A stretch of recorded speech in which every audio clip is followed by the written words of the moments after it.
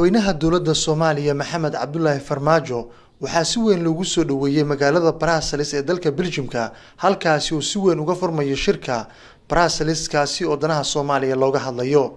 Shirka waxaa goobjoog ka noqonaya xubno ka socda qaramada midoobay, midowga Afrika, IGAD, midowga Yurub iyo wadamada daneeya arrimaha Soomaaliya.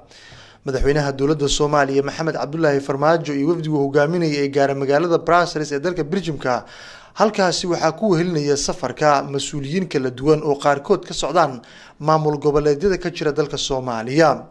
shirkaasi ayaa muhiim ah waxaana looga hadli doonaa arrimaha dhaqaalaha Soomaaliya iyo waliba sidoo kale arrimaha la dagaalanka waxa lagu yeeray argagixisada. madaxweynaha dowladda Soomaaliya iyo wafdigan uu hogaaminayo ee gaaray dalka Belgiumka gaar ahaan magaalada Brussels ayaa lagu wadaa markaa si toos ah u furmo shirkaasi inay arrimo dhowr ah kala hadlaan qaybaha kala duwan madaxda imaanaysa shirkaasi. qaar kamid ah wadamada daneeya arrimaha Soomaaliya ee shirka Brussels ka soo qayb galaya ayaa Soomaaliya waxay kala hadli doonaan sidii loo horumarin lahaa dhanka amniga iyo dhaqaalaha dalka Soomaaliya. madaxda maamul goboleedyada qaarkood ayaa ayana ka hadli doona dhibaatooyinka haysta dhanka maamul goboleedyada. waxaa lagu wadaa madaxweynaha dowladda Soomaaliya wafdigiisa in si toos ah ay uga qayb galaan shirka Brussels oo ah shir aad u ballaaran kaasi oo aad diiradda loogu saarayo xaaladda hoose iminka ay ku sugan tahay dalka Soomaaliya.